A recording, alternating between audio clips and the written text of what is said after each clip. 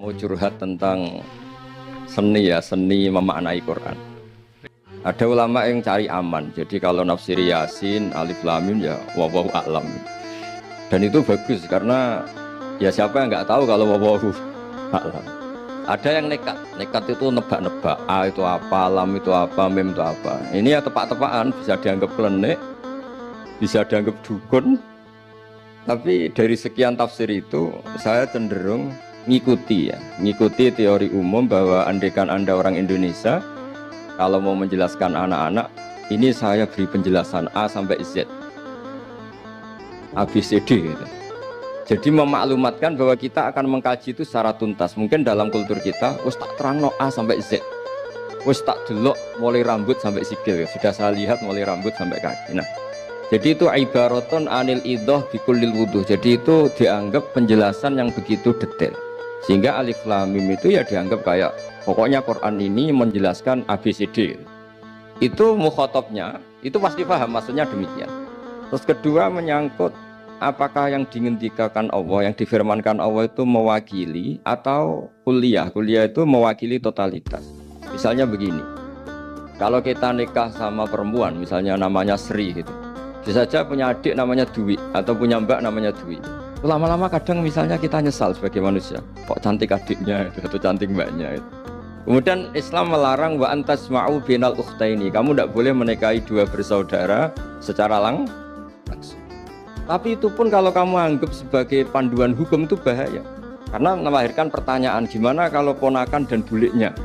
Jadi kita nikahi istri, buliknya masih cantik, terus kita nikahi juga, boleh ndak?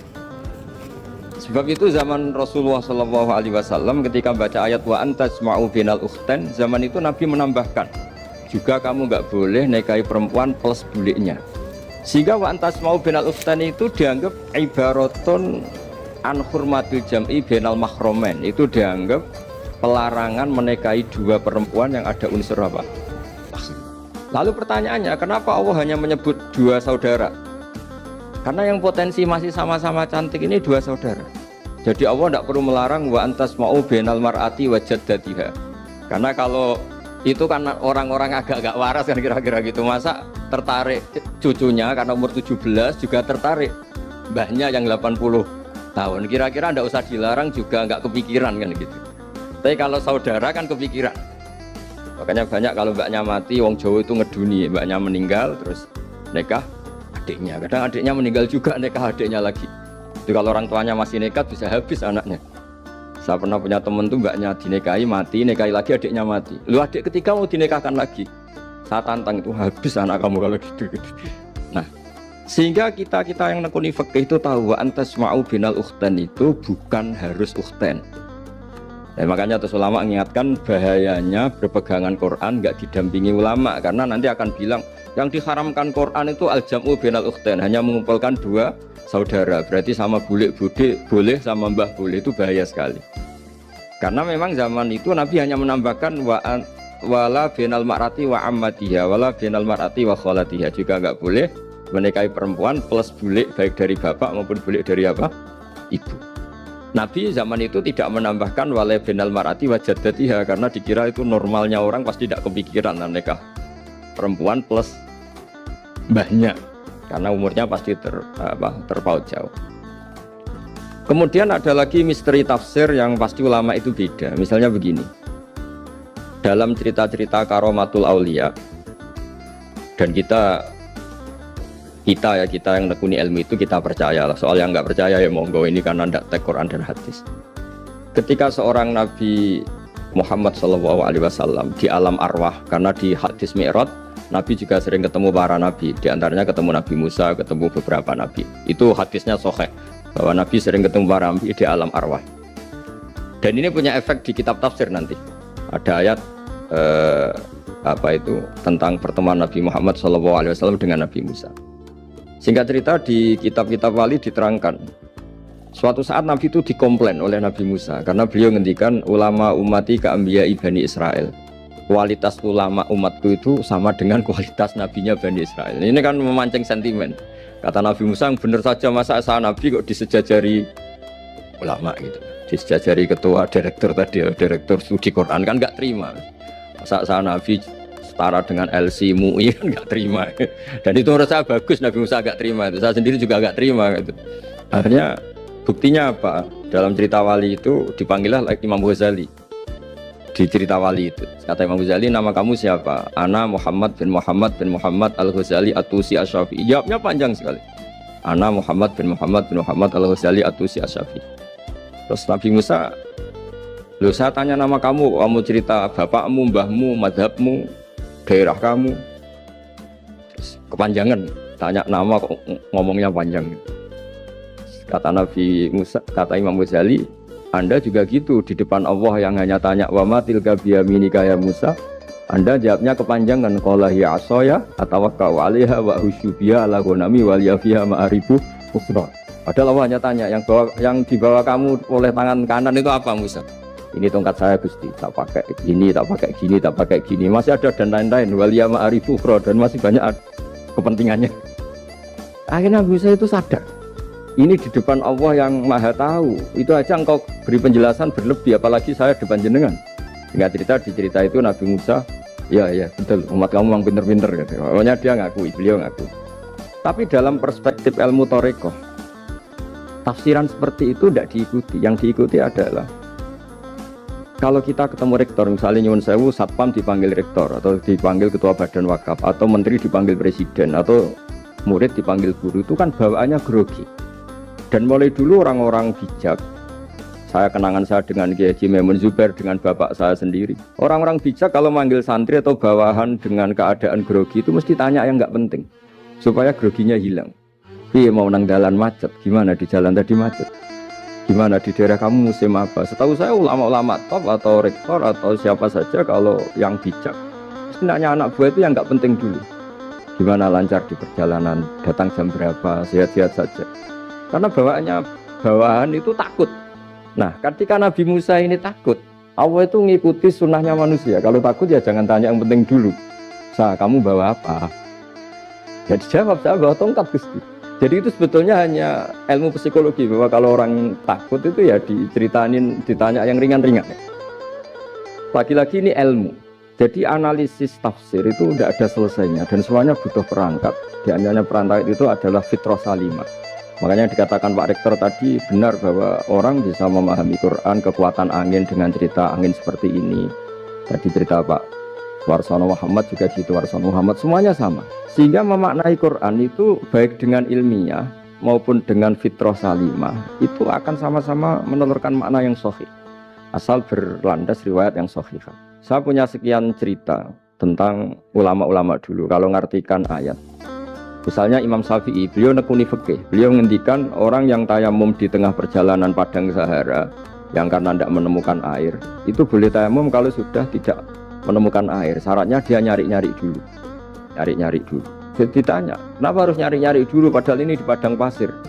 Jawabnya Imam Syafi'i itu sederhana, la yuqalu liman lam yatlub lam yajid wa innama yuqalu lam ya'rif.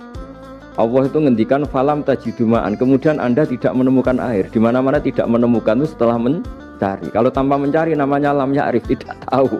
Ketika Allah ngendikan falam tajiduma'an, harusnya harus ada sabqut tolab, harus mencari-cari dulu baru menyimpulkan tidak menemukan. Jangan langsung tayamum tanpa mencari. Karena Allah ngendikan falam tajiduma'an, kemudian kalian tidak menemukan air. Di mana-mana tidak menemukan itu ada mencari dulu sabqut tolab. Begitu di semua ayat.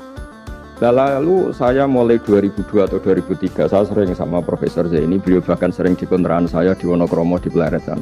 Kalau nggak tuntas dibahas dulu di bekas kantor rektorat ya, di atas itu. Saya di UI Pres di bawah, Pak Zaini di atas, dan tiap hari ketemu. Saya intensif sama beliau itu ada 4 tahun. Makanya terjemah ini yang dulu saya ada ikut, yang direkonstruksi hampir 40%. Karena berdebat terus, terutama fikih. Akhirnya kita misalnya, ini curhat ya supaya sekaligus lapor ke Profesor Quraish Shihab apa yang kita lakukan. Jadi UI sudah lama sekali menerbitkan tafsir Quran, pernah induk kemenak, juga pernah setengah induk setengah ikut, juga benar-benar akhirnya mandiri. Semoga perhitungannya bukan pasar, tapi ingin, semoga, saya tidak tahu kalau hitungannya pasar itu tidak wilayah saya, tapi semoga enggak lah. Itu kita sering berdebat itu tentang bolehkah memanfaatkan cerita Israiliyat untuk merekonstruksi ayat yang potongan dari cerita para nabi. Misalnya tahu-tahu kita ada cerita wahal ataka naba'ul khosmi istasawwarul mihrab istakhalu ala Dawud fafazi'a minhum. Kata fazi'a itu maknanya kaget. Itu kalau kita misalnya kamu apa tahu orang-orang yang melompat pagar kemudian Nabi Dawud ini kaget.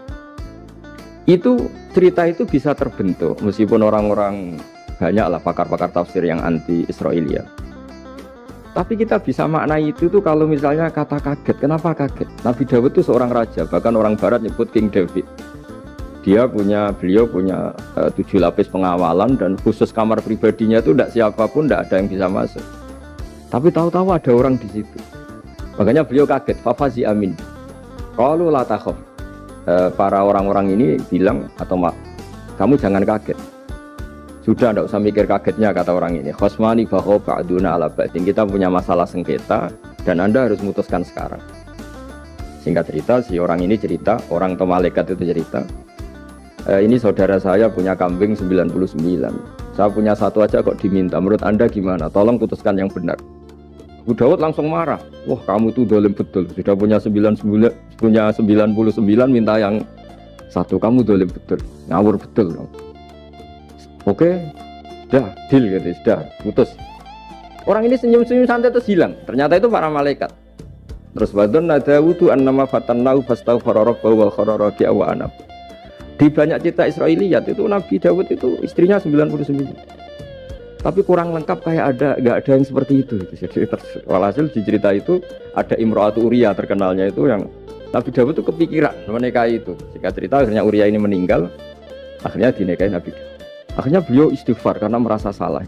Saya masih ingat ngendikannya Profesor Zaini ketika tak tanya, kenapa sudah punya 99 masih ingin yang satu? Gak ada yang seperti itu. Jadi namanya bawaan rakus manusia itu tetap aja gak ada yang seperti itu.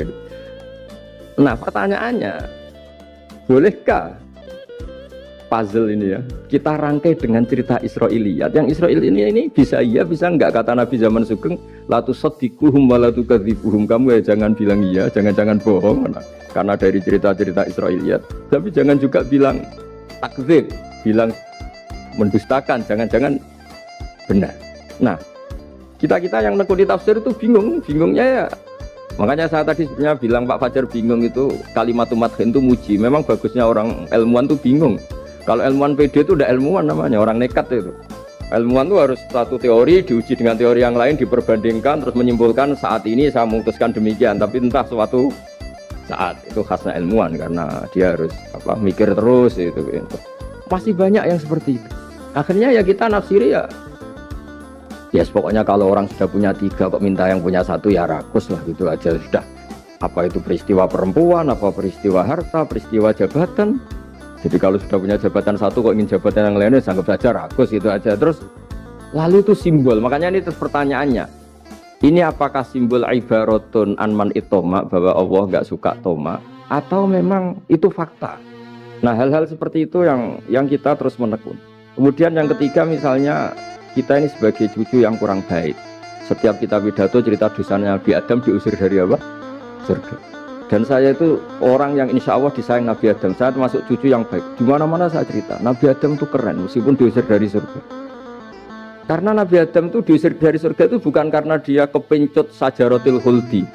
Itu enggak. Jadi ceritanya gini. Kata Allah, Adam kamu boleh makan apa saja kecuali 1 pohon ini. Kamu jangan makan buahnya. Nabi Adam nurut. Nah terus banyak kiai yang cerita gara-gara dirayu istrinya, terus akhirnya cerita wis jenenge wong lanang pekampesane wong wedok. Kata istrinya, Tuhan yang bener aja, masa semuanya boleh kok satu aja gak boleh. Cara lomo gak menisan gitu, cara Jawa itu ya kalau sudah semuanya boleh, yang lebih mewah pun boleh kok ini satu gak boleh. Paling itu iseng, maksudnya sudahlah dicoba aja. Nah karena Nabi Adam itu merasa gak nyaman, ada yang diredaksikan fa'akala itu makan.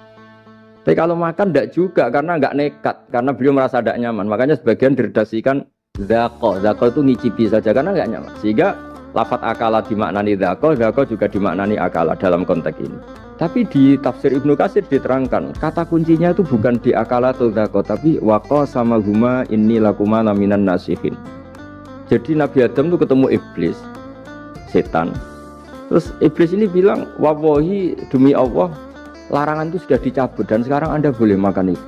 Atau apalah sumpahnya iblis merayu itu.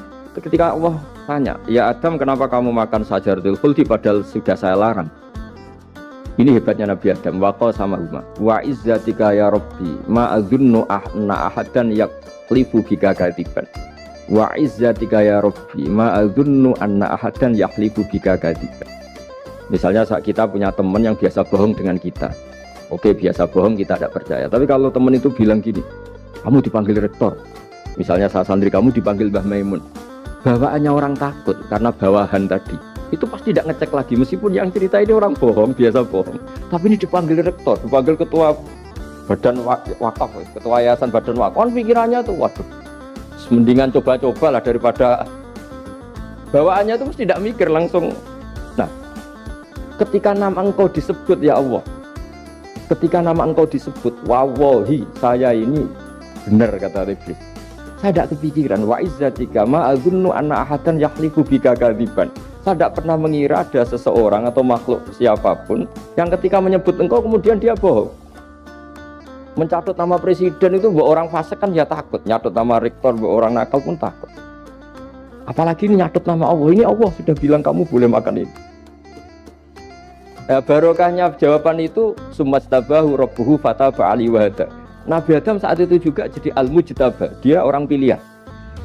Ini saya termasuk cucu yang baik karena meneruskan cerita sampai sempurna. Jadi mohon para kiai, para balik yang cerita Nabi Adam dosa itu mohon tobatlah, kasihan tuh mbah kita, anu diceritakan dosa nih, dosa kalah beong wedok semacam-macam, dan itu kasihan.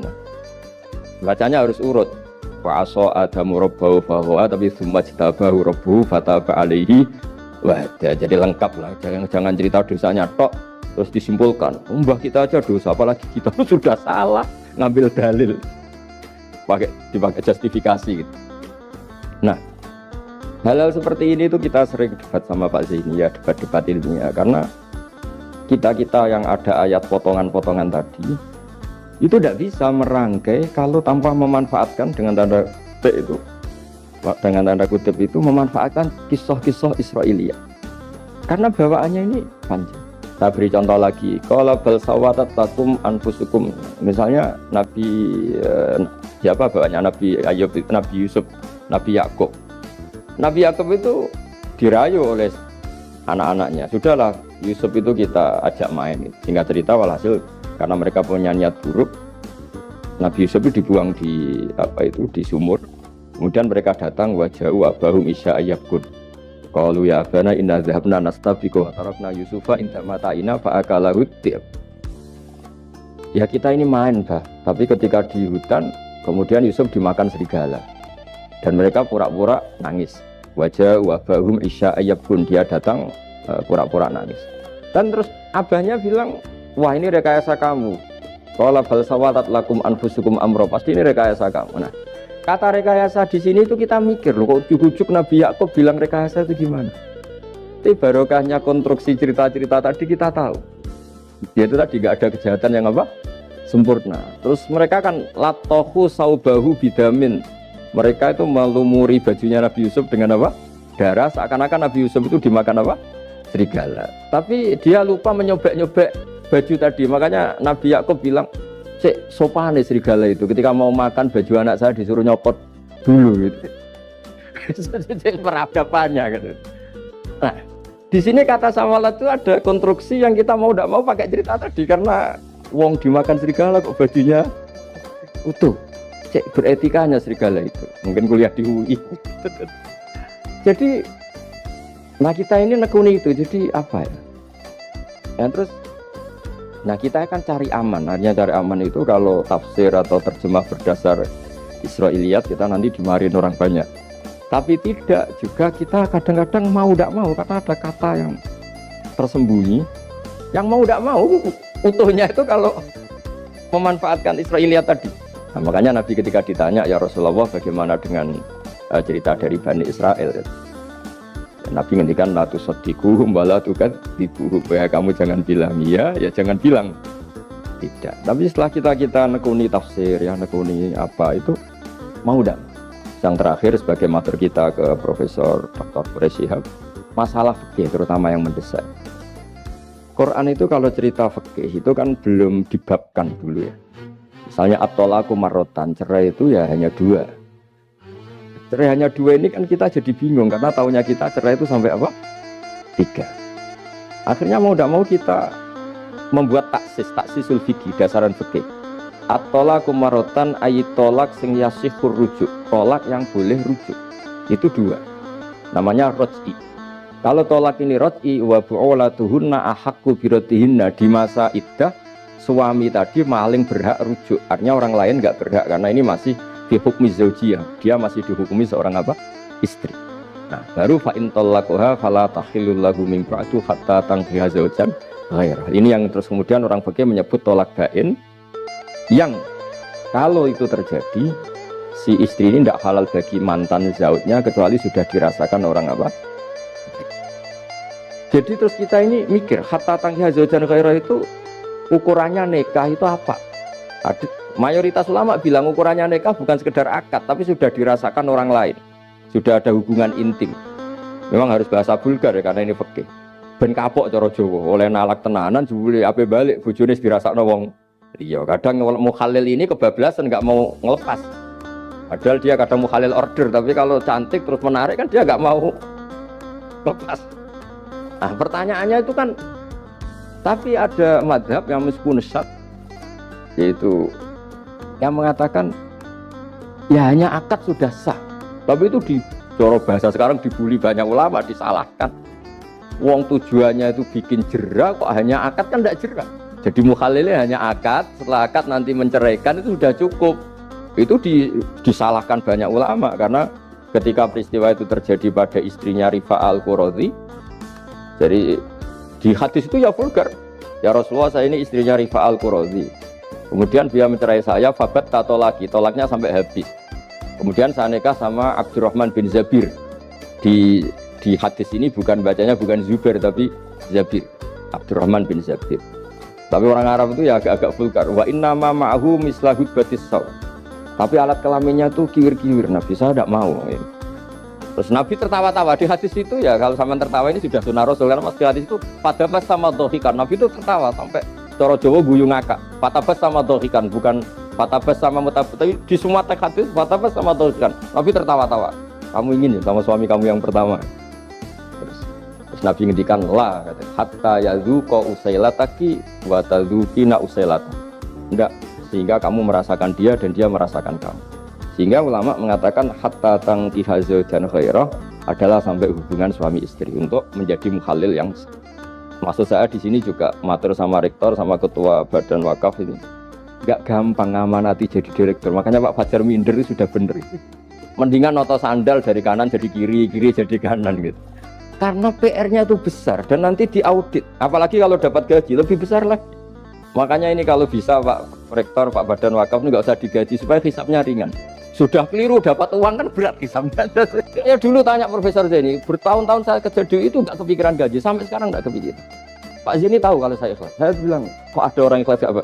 Saya ini anak kiai, cucu kiai, ajaran paling pokok ya ikhlas. Sebenarnya bukan ikhlas banget, karena kalau digaji kok salah itu hisapnya berat. Nggak salah dapat gaji. Jadi mohon ini dipakai percontohan pertama. Ya ini kan kita saudara semua, rileks saja lah. Dipakai percontohan apa? Pertama ada direktur studi apa Pak On tambah apa? Tambah gaji ya. Tambah follow sih kata ketua DPPAI ini ya.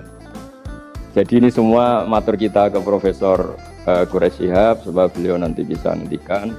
Saya termasuk orang yang sangat menghormati beliau dan insya Allah nanti saat tanggal 6 April atau apa juga mau sowan beliau. Dan beliau juga sering curhat, saya juga sering baca tafsir Al-Misbah beliau di Muqaddimah. Dan rata-rata ya curhat.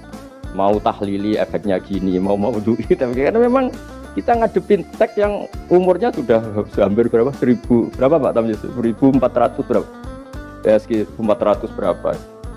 Tapi tadi dari, makanya kan kita kalau nerjemah terus saya diantara yang saya usulkan ke Profesor Zaini saat itu, Kamu mau ikut tim asal ada catatan kaki, terus ada beberapa tambahan catatan kaki supaya tadi wa antas mau binal ukhten itu kalau kita misalnya kita kembali ke Quran hadis, Quran saja. Lah kalau ke Quran saja yang diharamkan wa antas mau binal ukhten. Padahal di sini juga wala binal mar'ati wa ammatiha wala binal mar'ati wa kho. Terus kita sebenarnya ingin nambahi wala binal mar'ati wajat. Tapi kan kayaknya enggak kepikiran. Ada orang kok. Tapi kalau mbak atau adik itu kepikiran kan? Karena kalau ketemu temannya kan, saya sering punya teman yang dapat dua-duanya teman saya. Kok kamu nikah yang ini? Ya Gus ajane ayu Mbak Yunis dirabi wong. Ya atau yang ayu adiknya juga, wah saya keduluan Gus ajane itu tak incer adik. Ambek bapaknya dijokno Mbak Yunis. Lah yang potensi masih begitu itu kan saudara kan. Makanya ini yang dilarang Allah wa antas mau benal ukhten, karena yang potensi masih ada rasa ya benal ukhten. Tapi bukan berarti yang lain boleh. Makanya hadal jam'u al muharram wa ibaratun an hurmatil jam'i benal mar'aten sing ada hubungan nasab. Jadi tidak harus antara apa? Saudara, tapi dua perempuan yang ada hubungan apa? Nasab. Yang andai kan salah satu itu lelaki gak boleh kawin, maka dua perempuan ini tidak boleh tahta rajulin wahid. Nah, kemudian ulama bikin kaidah itu ya, dua perempuan yang andai kan salah satu ini kok lelaki gak boleh kawin, maka tidak boleh dikumpulkan oleh satu lelaki binekahin wahid. Misalnya sepupu itu kan andai kan misalnya kamu nikahi Dwi punya sepupu Sri, dari awal kan sepupu itu boleh nikah. Maka andai kan kamu poligami dengan cara seperti itu kan nggak masalah. Yang masalah itu apa? Dua perempuan yang andai kan salah satu itu lelaki nggak boleh apa? Nikah, berarti dua perempuan ini tidak boleh tahta rajulin wahid. Artinya benal ukhten ini dianggap ibaratun angkada. Kalau dalam bahasa Balawi disebut itlaqul ba'di wa iradatil kul, yang disebut sebagian tapi maknanya utuh. Nah hal-hal seperti itu memang berat. Makanya ini direkturnya sudah nyerah itu, tapi lebih gampang nyerah lagi kalau nggak dapat gaji. Karena kalau nyerah tok gajinya diterima tuh kayaknya gimana gitu. Nah ini tidak gojlok tapi etika. Ini urusan etika. Tapi kalau UI memberi tidak atas nama gaji, atas nama kasihan, nggih monggo. Nggih ngoten mawon. Assalamualaikum warahmatullahi wabarakatuh.